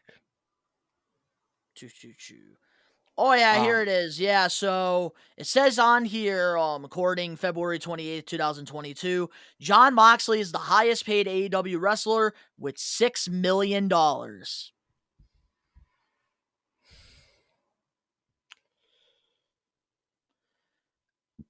I would say probably between 3 and 4. I feel like there's other people on the roster that definitely deserve more. He is definitely a great athlete, a great person to have on the roster. But I mean, I just don't see him being worth $6 million. Here's the thing. For me, I'm going to have to disagree. I think Mox, he's worth it. I think I definitely think he's worth a couple mil. I'm six. He's one of the pioneers, man, and like I think he had one of the best AEW World Title runs. I think he's very over with that crowd because it's a hardcore fan base. So Moxley is over as fuck. I think the Blackpool Combat Club is another thing that's going to be, I think going to a whole nother level pretty soon, which it already is absolutely, beyond my expectations already. It's already, blew me out of proportions. I think, Moxley getting himself checked and getting himself healthy was the best decision he made because, when he was going through that depression, we all saw the way he looked. Yeah. He was definitely not worth this money. But now that he's in the best shape of his career, now that, he's over as hell with that crowd, I think he's definitely worth it. Because he's one of the AEW originals. Yeah, but I definitely think he's worth, a couple mil, but I always felt like, the world champion, whoever that may be, like that's who needs to be the highest paid in any company. I agree. Because that's how it used to be back in the day, and that is why the World Championship was so prestigious, because these guys didn't have to be lazy or anything. They had to actually work for that World Championship. I agree with you on that. All right, so the next one I think we should talk about is Daniel Bryan, or Bryan Danielson. Ooh. Because outside of Moxley, I mean, he's up there with, one of the better superstars on the entire roster. Yeah, here's the thing. So with Bryan Danielson, I think in ring, definitely worth probably what he's getting paid. But he hasn't really done anything crazy to like that main event level that he once was in WWE. Are you kidding me? The match that he had with Moxley, all the matches that he had with fucking John Silver. Are you kidding me? The matches, that's it. You hear yourself. You're saying the matches. I'm not talking about storylines. I'm talking about AEW than matches. Yeah, but I'm talking about in-ring style. Storyline wise, I haven't seen shit. I haven't seen shit either. But I like him being in the Blackpool Combat Club. I really like that. But like when it comes down to it, AEW is more professional wrestling. Walking world champion. WWE is more entertainment. You're gonna get more storyline based stuff on WWE. But when it comes down to it, I'm sorry, but the matches that he's been putting on in AEW have obviously been better than WWE. And the whole reason why, when it comes to being overall better, I'm sorry, but I'm taking Daniel Bryan over Bryan Danielson. The whole reason why he wanted to come to AEW is because he wanted to bleed. Yeah, but I'm sorry, but when it comes down to it, there is more than just bleeding and putting on 5-star matches. Like for me, Kenny Omega, the reason why I put him on a whole nother pedestal and level is because yes, that man's a walking 5-star match, but when it comes down to it with character work, I think his heel run, he made that championship so freaking prestigious, going to Impact, going to AAA, winning all these world championships, and like he had character. And that's something in WWE with Daniel Bryan that put him so over because we all knew what he could do in the ring. He's one of the fucking best. He was the Matt Cardona of AEW. Work, whether he was serious, comedy, whatever it was, he was over as fuck. I personally, I'm picking Daniel Bryan over Bryan. All right, so let's agree to disagree. Entertainment. Let's agree to disagree. Okay. His in-ring stuff is better in AEW. His storyline Yes. stuff was better in WWE. Yes. Let's call a spade a fucking spade. Because you have to realize, in WWE, he wasn't just a scrub. He was WWE champion. Multiple times. I think it's only a matter of time. I think he's definitely going to be at that level at some point. You know, Mm-hmm. we might And even see Moxley versus Bryan for the AEW title at some point. You never know, man. These dudes love to fucking fight, which is why they're part of the Blackpool Combat Club. So let me find out real quick how much Bryan Danielson's making. If I were to guess, not exactly the amount. If I were to guess, probably about $3 million. If I were to guess, you can let me know how close. Oh, okay. So it says here, according to Sportskeeda, Bryan Danielson has a whooping net worth of $12 million with a salary of $2 million. So I think he's making $2 million in AEW. I could definitely see it. I mean, he's definitely worth it. Oh yeah, absolutely. I was close. I said 3. I was pretty close. Okay, so now the last one I think we should do before I tell you the top 10 highest paid people in AEW. I feel like one of the highest paid is CM Punk. It has to be. CM Punk. That's the last one I was going to tell you. So AEW right now, basically CM Punk is making $3 million a year with AEW. What do you think? You think this is a pat? Do you think this is a fumble or good? I think it's a fumble, man. Like CM, like he should be making a little bit more than that. You know what I mean? I'm talking based on what I'm talking about. Based on the contract, is he worth that, or do you think that so far they fumbled him? I think it's worth a little. I think he'd be worth a little bit more. Like the dude, fucking. Do you realize that his debut, he ended up shutting down the entire Pro Wrestling Tees website because everybody was trying to fucking order his shirts and shit. Like his first night in AEW, Tony Khan made back his entire investment on CM Punk plus a little bit more. His first fucking night in the company, dude. Yeah. I feel like he's worth a little bit more than $3 million. Here's the thing. I feel like CM Punk has been definitely worth this contract. I can't say more because, yes, his run in the beginning of AEW was really good. I liked how he's had the best storyline in AEW, though, with MJF. He's had the best storyline in AEW. I was just going to get to that. I think, the storyline with MJF, let alone, definitely makes him worth that $3 million. But right now, I'm not going to lie to you. When it comes down to it, like with him and Hangman, yes, the build has been pretty good. But let's be honest, CM fucking Punk is bigger than what he is being right now on AEW TV. Yeah, I will say that. I don't know what it is. I really don't know what it is. Maybe because they're not in a big crowd. Maybe fans don't really care as much about him as they once did. I don't know. I feel like because people expect a lot. Like, remember in WWE, the pipe bomb? He would fucking just, talk shit about everybody and this and that person. I don't necessarily feel like he did that in AEW so far. I think when CM Punk gets to the next level, it's gonna be his heel run.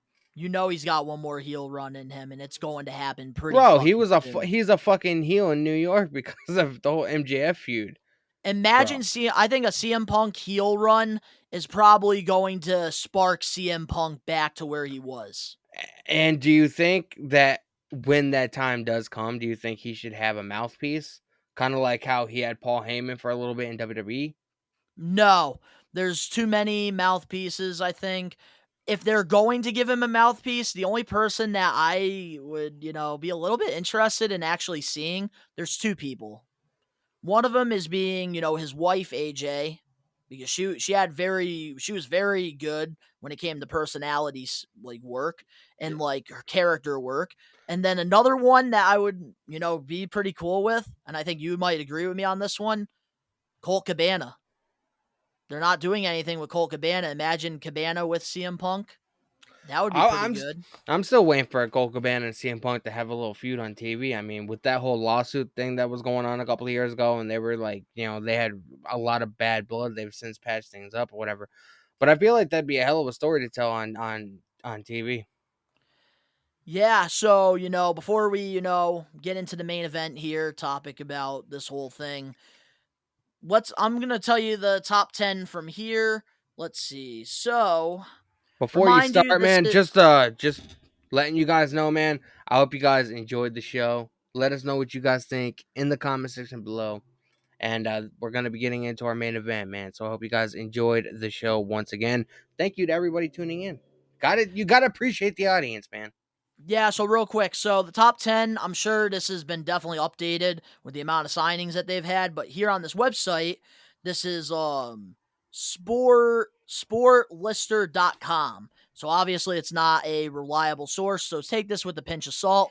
So here are the top 10 highest paid AEW wrestlers according to this, and I'm sure it's not updated yet.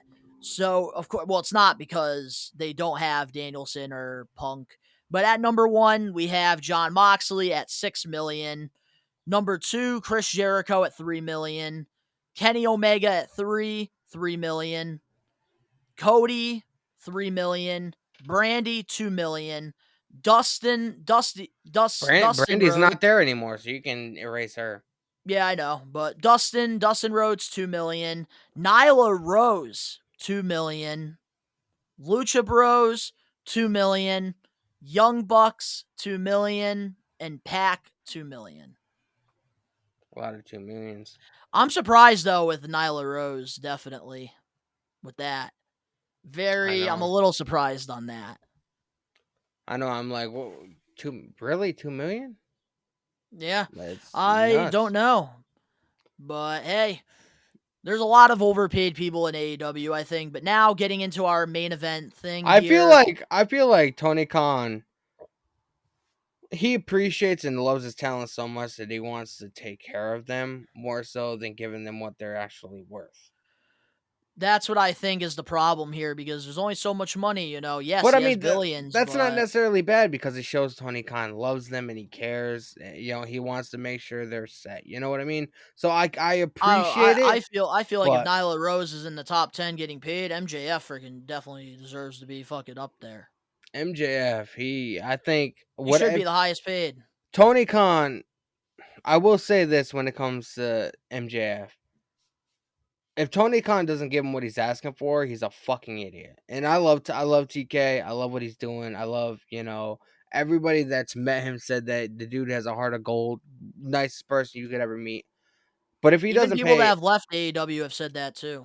but if MJF does not get what he's asking for, Tony Khan's an idiot. I'm sorry. Here, okay, so now getting into this, main event topic here. Before, we give our overall view on 3 years later is what everybody's waiting for. So with MJF, the WWE rumors now are getting out of control. They're saying that MJF, is not happy in AEW right now, that he did get offered a bigger contract, but obviously he didn't sign that because he's really going into 2024 as a free agent. How do you feel about these, speculations and reports? Not even rumors. I don't know how I feel because the more I think about it, the more I'm like, this could just be MJF being MJF. You know what I mean? Like, he could definitely want more money. But I feel like he's playing it up a little bit. You know what I mean? Because you have to remember, he's a heel. He's his gimmick 24 hours a day. Interviews, whatever, meet and greets, whatever it is.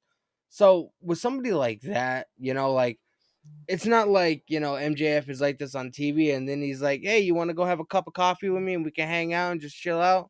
Like, if he was like that, like He's living the character. if he wasn't living the character, and he was like this, I would be like, okay, maybe this is serious. But it's just so at right now, at this current state right now, May 18th, 2022. His contract doesn't end until I think summertime of 2024. It is extremely difficult to know what's authentic and what's not. You know what I mean? Do I think he wants and should be getting paid more? Absolutely. But we don't know the deals of what his contract. We don't know how much he's making now. I do know for a fact that WWE is very interested in him. But then again, with the way MJF is, and like all the organizations and anti-bullying campaigns and stuff like that that WWE is affiliated with, I can't see him being this character on WWE TV.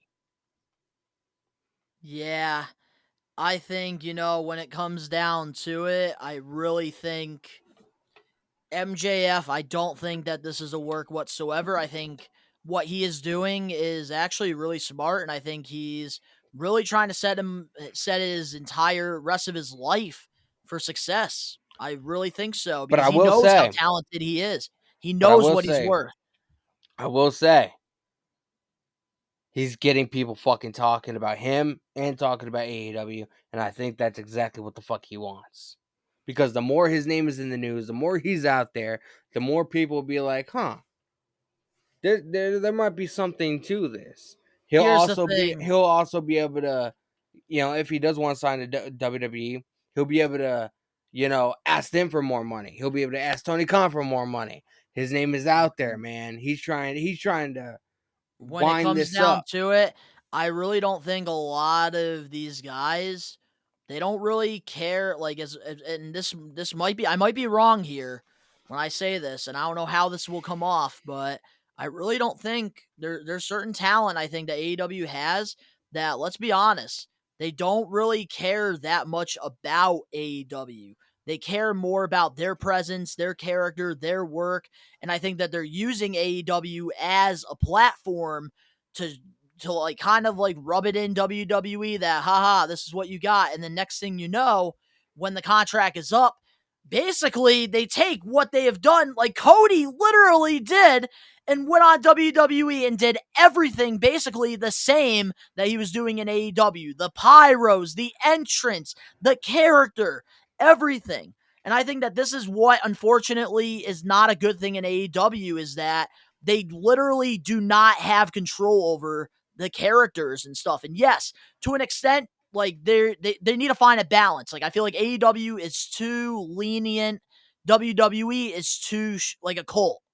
They need to find that balance, and I think that like Cody, freaking literally, AEW ratings have dropped significantly. 600,000 people have not tuned into AEW since Cody has left.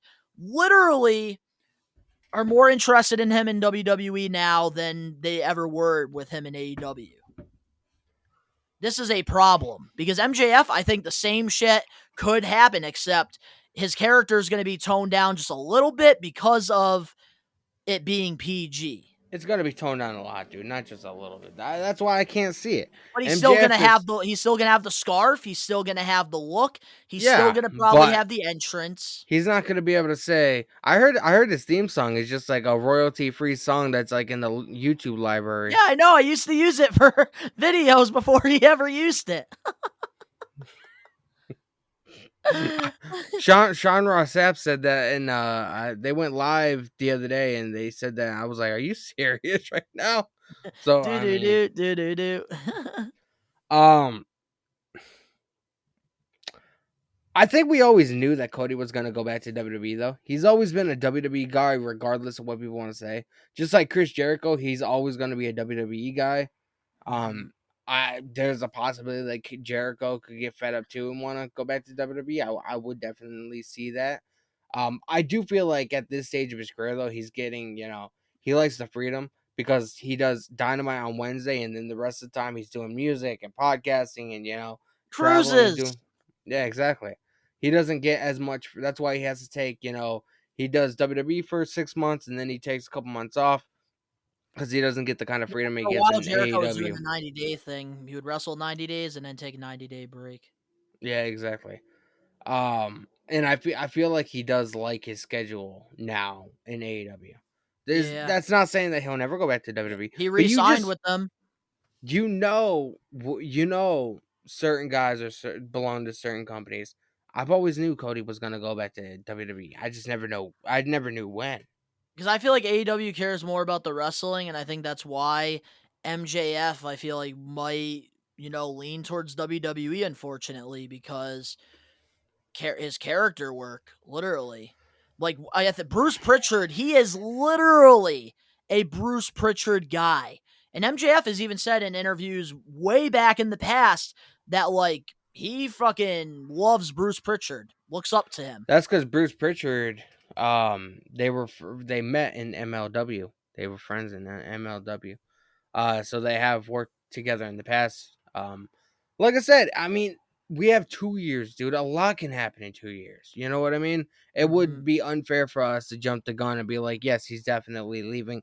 Because, I mean, the day could come and then next thing you know, MJF resigns for, 5 million or 6 million with AEW, whatever.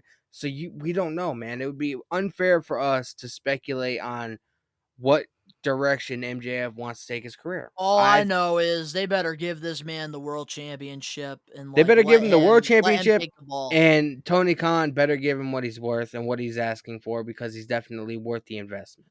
It's just crazy to me because, like, as much as, like, yeah, we criticize WWE creative a lot. I know you do on your streams and the talk show. That's because I expect a lot out of But them. when it comes down to it, I really don't feel like they're going to fumble MJF.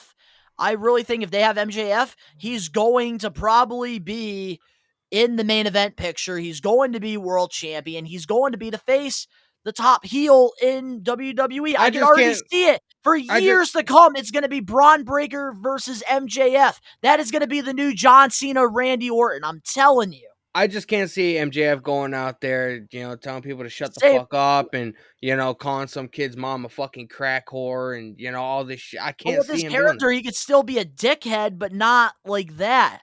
There's just a way of doing it differently, and I think MJF could do it. If Roddy Piper could do it, I think MJF can. I feel like MJF's vision of what it's going to be like for him to be in WWE is going to be a lot different than the execution. So we're going to have to wait and see, man. I mean, it could be the greatest thing that's ever happened, or I mean, on the other hand, and you have to admit there's a possibility that it could definitely bomb big time.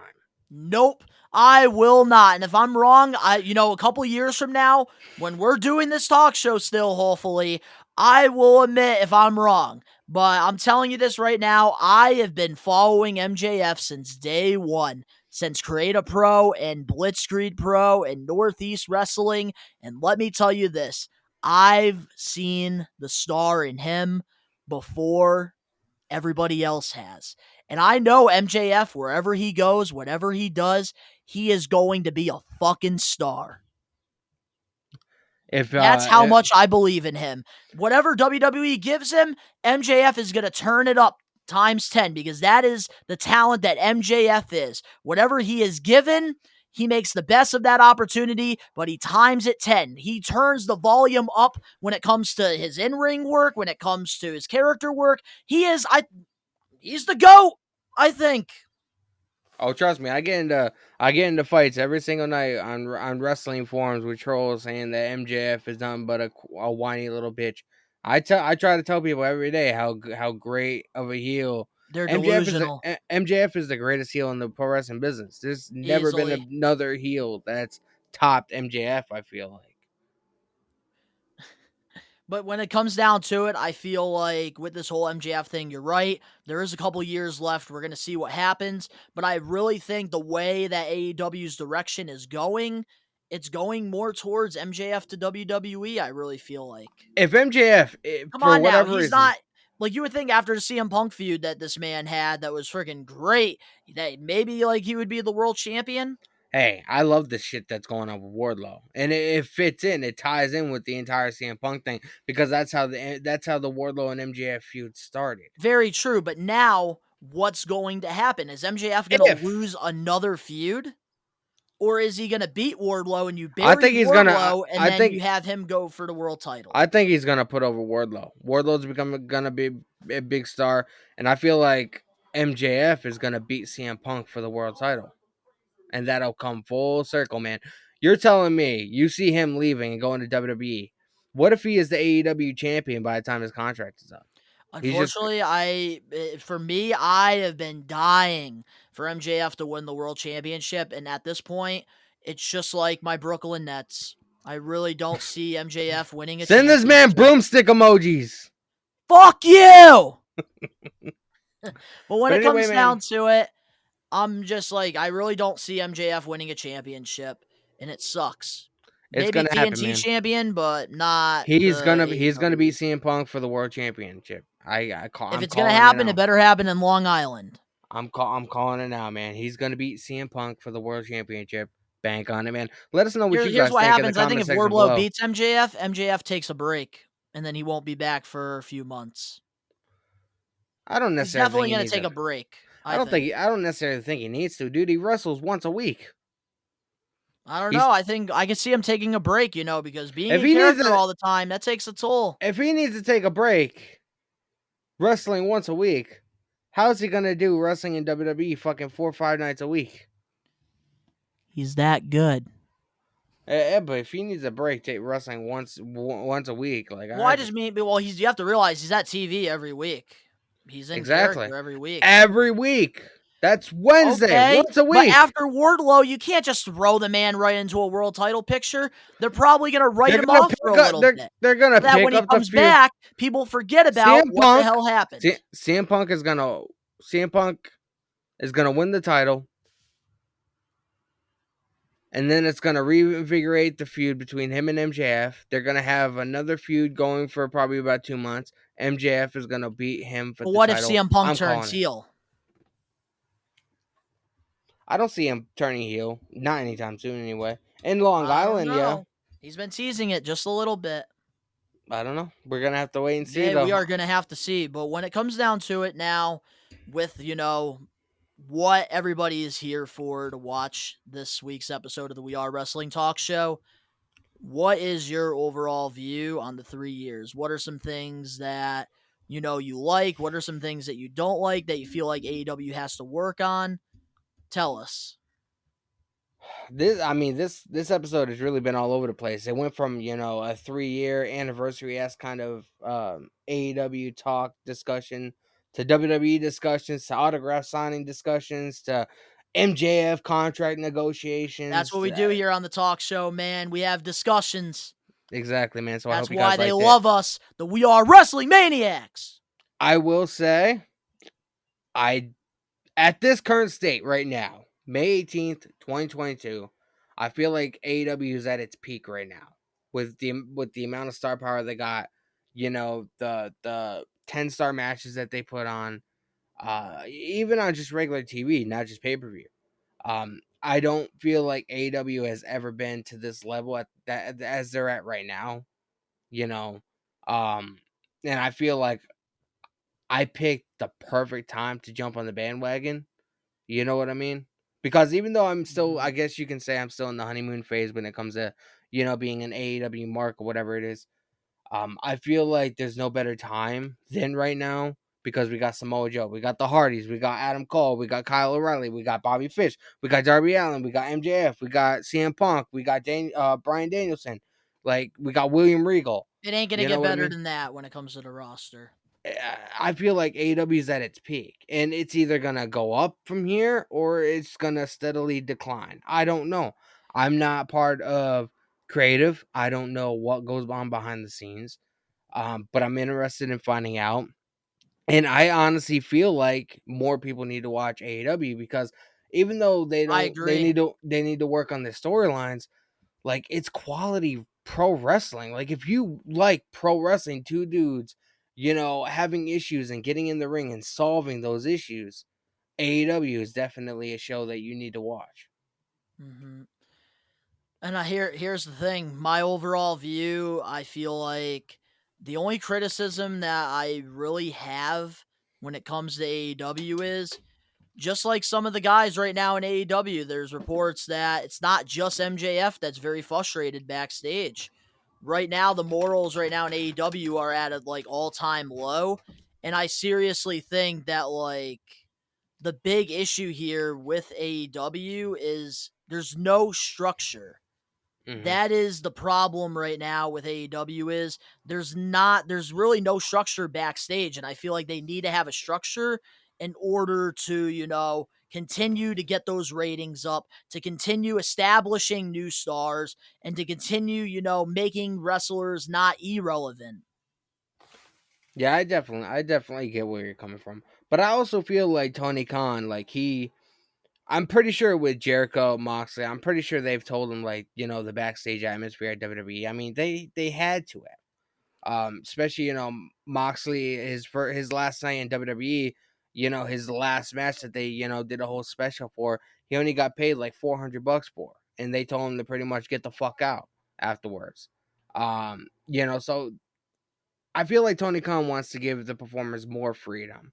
He doesn't No, want to. I agree with that, but you have to have freedom, like, to a fault, though. Yeah. Because I feel like you don't want Cody Rhodes situations to continue happening, and, like, you don't want, your talent to, I don't feel like Cody Rhodes just left. use AEW as a platform to better themselves. I don't feel They like got to Cody focus Rhodes on themselves and the product itself. I don't feel like Cody Rhodes left because he doesn't like AEW. I feel like he left and went to WWE because he has unfinished business. You know what I mean? No, I agree on that. He wants to be WWE champion, something that his father never got to accomplish. And I love that they turned it into a storyline, and I'm looking forward to seeing where they're gonna go with it. But I mean, it's very unsafe. It's very, how do I want to say this? It's not fair to say that, you don't want another Cody Rhodes situation happening. Cody Rhodes, I mean, even on WWE The Bump, he actually talked about AEW and talked about how much he loves Tony Khan and he loves all those guys still. So it's very, it's not okay to say that he left because he was, he's mad at Tony Khan or he doesn't like AEW. That's not the case. So. Yeah, but so my overall view on it, besides like the structure and like signing just talent after talent after talent that's getting more repetitive and repetitive week after week. Don't get me wrong. Tonight. As a content creator, though, it is a good thing because I can make a reaction and get views from it. But when it comes down to it, I just think AEW, yes, it's given us another alternative for us to watch. I really like the guys that they have developed. I really want them to continue to develop their own talent, like them Darby Allins and MJFs and Jungle Boys and Sammy Guevara's, the pillars. I want to see them actually utilize the legends that they have, like Christian Cage, like Chris Jericho, and, even like, just in general when it comes to the legends, let them do their thing as well. The Hardys, don't have to do millions and crazy bumps every freaking week. Like, they have to find that balance with everybody and, because here's the thing. Last year with AEW, they had the perfect balance when it came to their roster. I've never seen it happen before where, a roster, except for the Attitude Era, where everything was spread out nicely. But lately with AEW is they've been shoving everybody in our face. They're trying to get everybody on TV within 2 hours, and that is not the recipe of success. That is not what you can do to make this successful. What they need to do is what they've been doing a year ago, and pretty much just pace it all out. Like, you don't have to have Darby back to back to back. Yeah. Pace it out nice and smooth. But because that's what makes the product better. From a business standpoint, I definitely see where you're coming from. But from a content creator, we do this show every week. To a fan, I guess it's kind of selfish to say I love seeing Darby Allin every week. You know what I mean? I just love it. And as far as like the match last week between Jeff Hardy and Darby Allin, that was their first meeting, so I feel like they had to go the next level, whatever, because people expected big things to happen. But when it comes down to it, it's like they got Keith Lee, they got Swerve. Yes, they're making a pretty good tag team, but the reason why they're a tag team, let's all be honest here for a second. It's because they have way too many single competitors, and if they are a tag team, they're going to be able to be on TV instead of if they're by themselves. You're probably going to see Swerve on Dark all the time, and Keith Lee maybe once in a while on. I think they need to make Rampage live and have it be on maybe a Thursday nights at 2 hours. 2 hours. We need 2 hours. I agree. And it needs to be live, man. There's something about pre-tape shows that it just doesn't feel as authentic to me. And I think Tony Khan, definitely what he needs to do, I get it. He's the writer. He wants to create the stuff. But he needs to have a team built around him. And that doesn't mean friggin' have yes men like Vince McMahon has, but having a Bruce Pritchard does make quite a difference Because What if that's Vince Russo? What if Vince Russo worked for AEW? I mean, oh fuck no. he was He the head already said no. he was the head creator in the Attitude Era. Vince Russo man's lost his marbles. He cannot. Apparently he's fucking he tried to get a job with WWE again, and Vince McMahon was like, "Fuck no." He always friggin' tries to get a job with them, and then he talks shit about them.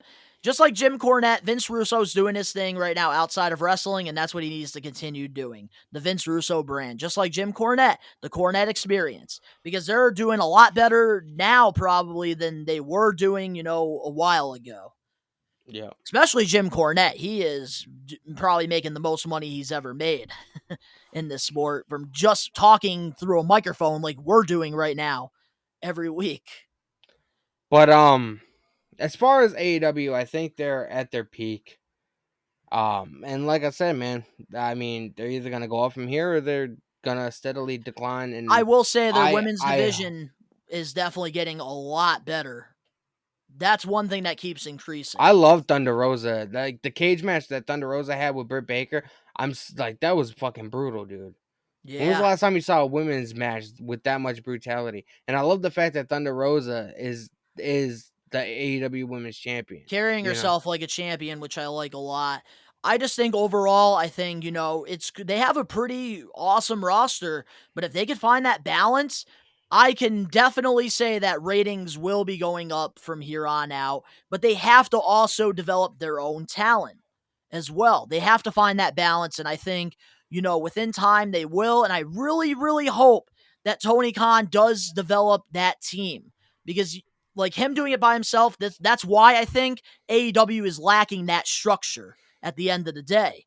Mm-hmm. It's because of, having just Tony Khan on the team. Because literally, let's be honest, Kevin Dunn, we can't probably stand the guy. Looks like a rat.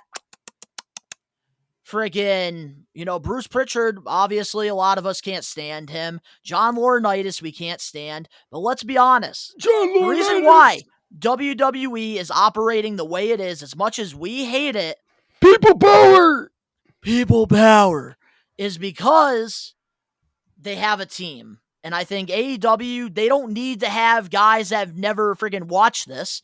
They just need to find great wrestling minds. How about you get more input from like Arn Anderson and like Big Show, Mark Henry, have more people have a little bit more power backstage so that things can run smoothly. I could definitely see, because Mark Henry and Big Show, they're just personalities. Big Show was in WCW. He was in WWE. He was all through the Attitude Era. Same with Mark Henry. Mark Henry was part of the Nation of Domination. They definitely have creative minds, and I feel like if they did go on the creative side of things, work a little bit more hands-on with Tony Khan to create the shows, and I feel like, that's a development for success. I think that's the problem. Tony Khan just doesn't have that guy that he can trust like Vince McMahon has with, Kevin Dunn, Bruce Pritchard. And I think that would only, do wonders for AEW and their backstage and stuff. But overall, yes, I enjoy the show. I just don't want it to be, as chaotic as it always is. I want there to be a balance. I want there to keep continuing your long-term storylines, continue doing what you're doing, but, have more of a team. Have someone in charge of Dark and Elevation. Take that off of Tony, because maybe if you have Vince has Triple H before doing NXT, if he had a Triple H type of guy, working on Dark and Elevation, the sky is the limit. We could probably see better programming, better storylines where we would actually be interested in watching it on YouTube on Mondays and Tuesdays. Yeah. So overall, I just think that Tony needs more help behind the scenes, and I think that that's okay. I definitely agree, but especially that he's taking on Ring of Honor, that kind of scares me, because he's already doing, all this other stuff with AEW. Well, you have to remember, Samoa Joe and 4 or 5 other people, once Ring of Honor gets on their feet and once they get a TV deal or whatever, they're gonna appear periodically on AEW, but they're not gonna be on AEW every week. You know what I mean? Yeah. So I feel like, because Tony Khan, he needs to rebuild Ring of Honor, pretty much from scratch. Because when they went out new of business, logo is very ugly too, by the way. Yeah, new ones came out. New ideas came out or whatever. It got published on Fightful, so make sure you guys check that out. Anything else you think, or you think we're good to wrap this off? I just think that once Ring of Honor gets a TV deal, I feel like, the AEW roster will feel a little bit more cleaned out, fleshed out, because there won't be so many people. Tony Khan's trying to fit ROH guys on the product as well, and I feel like And New Japan now. Yeah, and once, well, that's because they're trying to get the Forbidden Door promoted, so. I want vignettes. That's what I want for these New Japan guys I haven't seen. Let me get interested. Yep. But hey, if you guys, let us know in the comment section below what you guys think about AEW 3 years later. I, did say this. I think, the first couple years were perfect. And I feel like, I'm over the honeymoon stage right now. And I still enjoy the show. I still can sit there for 2 hours and watch it more than I can with a 3-hour Raw or, a 2-hour SmackDown. But let us know in the comment section below what your guys' thoughts are on this. But hey, if you guys enjoyed this week's episode of the We Are Wrestling Talk Show, make sure to smash that like button now. If you're not a We Are Wrestling Maniac yet already, and you're not a part of the thousands of subscribers, the best way to support us is by hitting that subscribe button now, turning on the post notifications. The links are down in the description below. You can go follow Danny over on his social medias. He has a reaction channel, and he also has a podcast that he does with our other co-host that is not here this week on the We Are Wrestling Talk Show, Ben, the Two Sticks in Pure Rage. Go check all that out. The links are down below. Danny also does watch-alongs with usually every Monday, Tuesday, Wednesdays, and Fridays. And pay-per-views, of course, on Danny H Vlogs and Wrestling Vlogs that I'm in as well. You can go check all those out. The links are down below. You can go, check out my stuff as well, my social medias and stuff. There's some big news coming out very soon on Best One Network and DBTV, so you want to stay tuned for that. It's going to be groundbreaking. But, of course, all the We Are Wrestling Maniacs out there worldwide, this was another episode of the We Are Wrestling Talk Show, and, of course, you already know, the grind is real. We are taking over. Peace.